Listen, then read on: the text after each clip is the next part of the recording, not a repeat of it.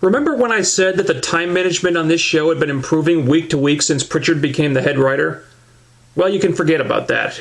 They took a step back this week, unfortunately. And why? Because once again, they tried to do too much with the time they had to work with.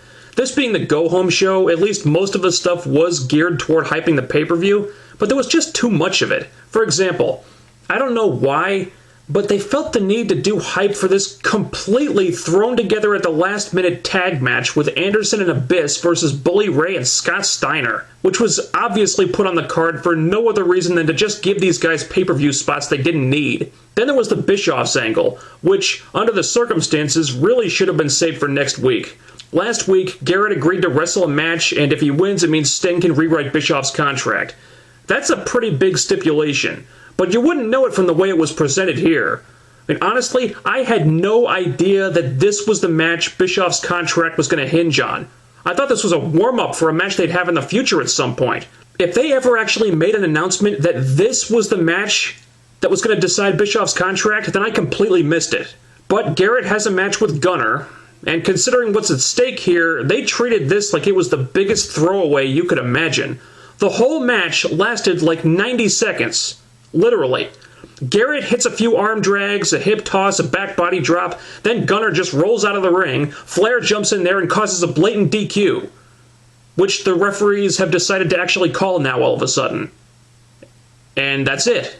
That was what the whole angle amounted to. Sting can now rewrite Bischoff's contract because Flair just jumped into the ring and got Gunner DQ'd after 90 seconds? What the fuck? Holy shit. If I were Bischoff, I'd be pissed as hell at Flair right now. Good God, shouldn't Flair have been smarter than that? This whole thing was over and done with pretty quickly, which was really bizarre when you think about all the time they spent building up to it in the last few weeks. Maybe the writers changed their plans, I don't know. But the only thing this really accomplished was making Bischoff and Flair look like absolute buffoons. Didn't do Gunner any favors either. Hey, remember when Gunner pinned Sting in a match last summer? Yeah, neither does anyone else. You people are fools! This really didn't eat up a whole lot of time, but with how short some of the other matches were, it really would have been a better idea to do this next week, especially since it had nothing to do with the pay-per-view, and they needed that extra time for other stuff. The X Division match was very short, the post-match angle was good, but I don't agree with Zema Ion being used as enhancement talent. Ion's a guy who's pretty good in the ring and not half bad on the microphone from what I've seen, and they could be doing stuff with him. The Knockouts match was pretty short too, although I didn't have as much of a problem with that since it really wasn't as good as the one last week. Also, I have to say, Mickie James coming out to Velvet Sky's music really made me want to hurt someone.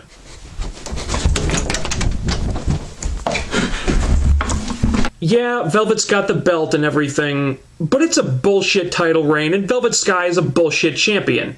And with any luck, that'll come to an end this Sunday. She got her feel-good moment at Bound for Glory, she got her token title win, congratulations Velvet. Now it's time to relinquish that belt and put it on a real champion. And I'm not worried about the match these two are going to have at the pay-per-view that much. If they're smart enough to let Gail drive this thing, then she ought to be able to carry Velvet to something watchable. She's done it before. But letting Velvet get in too much offense here would be the worst thing they could do. As we've seen many times now, letting Velvet Sky dictate the action of a match never leads to anything good, especially if it's a singles match. There was some blink and you miss it hype for the tag title match this Sunday. Ink Inc. and Mexican America had a backstage brawl that lasted maybe 60 seconds, but this was a case where I was glad it was short. This was the one and only time we've seen any of these people since Bound for Glory. I think it's safe to say that Bruce Pritchard is not a fan of this feud. And thank God for that, because this thing has been pretty damn bad.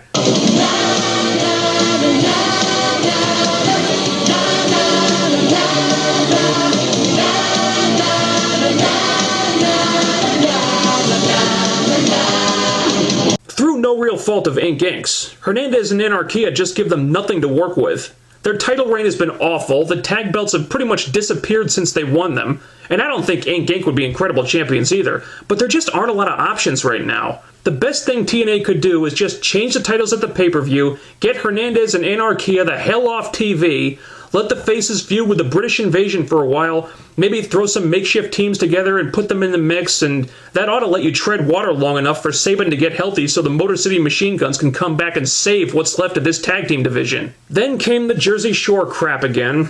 Eric Young and Ronnie versus Robbie E. and Rob Terry. Ha-ha! God help me, but I almost kind of liked this. Don't get me wrong, the match was piss poor, especially when the heels were on the offense, dear lord. But, you know, Ronnie actually did really well for what he had to do. And basically, the whole thing was just a vehicle for the celebrity to pin Robbie E. and make him look like an even bigger jackass than he already is. And that's all I was hoping for out of this. It didn't change anything. I still never want to see these ass clowns on my TV ever again, but watching Robbie get completely humiliated was kind of funny, so...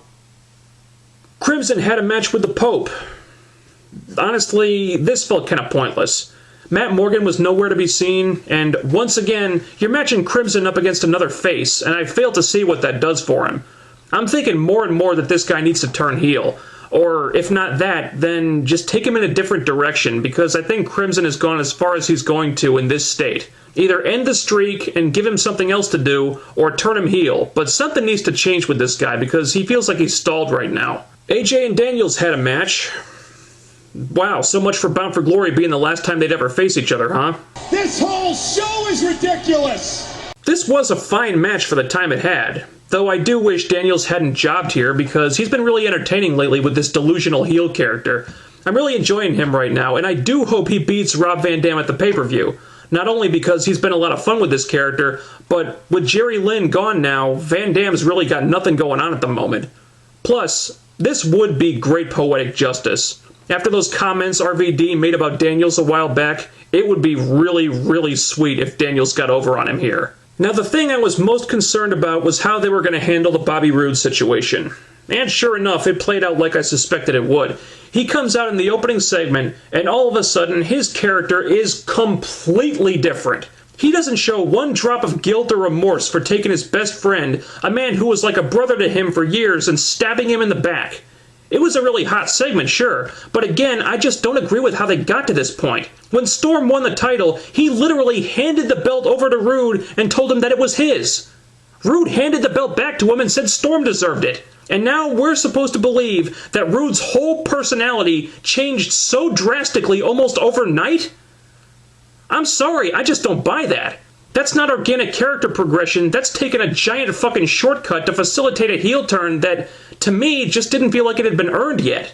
And I hear all the arguments that this is just the way that wrestling has always worked, blah blah blah, but you know what? I'm sick of that excuse.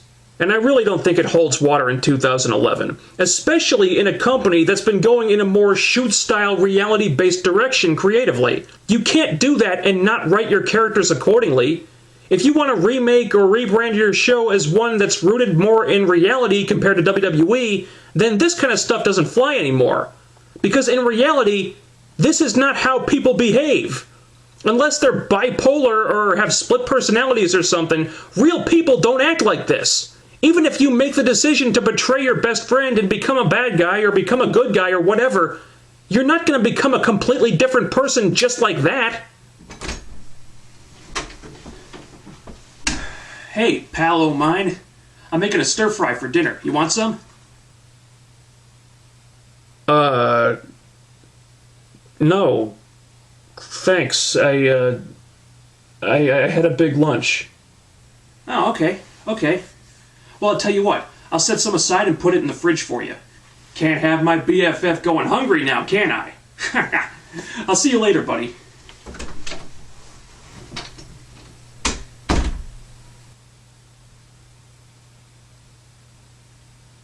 You see?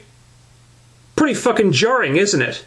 It's possible that I'm overcomplicating this, but ultimately I think it comes down to personal preference and what kind of story you felt worked better in this situation. Straightforward played for suspense and drama, or swerves played for shock value. Now, in my mind, the former made more sense to me. But the bottom line is, it happened the way it happened, it's done, we move forward from here. Just because I didn't agree with how they did it, doesn't mean it won't be effective in what it's trying to do. And Roode was very over as a heel here. Storm was very over as a face, so in that capacity, I guess the angle worked, at least for some people. The Rude Storm rematch, such as it was really just an angle. And it was effective, I'll give him that. Bobby Roode was really good here, acting like a face, but then he finds out that the match is still going, and it's like, well, I'm a heel again, and he pins him. That was funny. But here's the problem. Afterward, AJ comes out and challenges Roode to a match at the pay-per-view. So they didn't announce or even set up the main event of Turning Point until literally the last 30 seconds of the go-home show. And this is why it was probably a mistake to do the Roode heel turn on Impact last week. If they had saved Roode vs. Storm for Turning Point, they would have had time to build anticipation for that, and at least there would have been some question as to what the outcome would be. But when you wait until the final seconds of the overrun of the go-home show to announce the main event, no one thinks AJ has a chance of winning this thing. If his ankle is healed up by then I'm sure the match will be fine. But surely there were ways they could have set this up that would make the match look like something other than a place filler. Anyway, Turning Point looks like a mixed bag. Once again, they're doing 9 matches, which I don't agree with, because you know some of them are going to get cut short to accommodate that. And to add insult to injury, for reasons that can only make sense to the mentally impaired, Robbie E. is getting another TV title shot. Oh my God, he's gonna puke! He's gonna puke! He's gonna puke! He's gonna puke! Why? Not only has this idiot lost to Eric Young like 4 or 5 times in a row now, I don't think he's won a match in almost a year at this point. How in the blue hell does that make him a title contender? Oh, what a bunch of bull. Please, please, please get this no-talent jackass off my television. On the plus side, I do expect Mexican America will lose the tag titles, which really needs to happen. Their lack of TV time recently is encouraging to me. My hope is that Pritchard just doesn't like Hernandez and Anarquia, and afterward, they'll just go away, and Sarita and Rosita can go back to the Knockout division where they belong. So that's it. Sorry the last video was so late. There's nothing I could do about that. But my utilities are all back now, so there shouldn't be any more delays. See you after the pay-per-view. Unless Robbie E. wins the television title, in which case I might have to shoot myself in the fucking head. Later.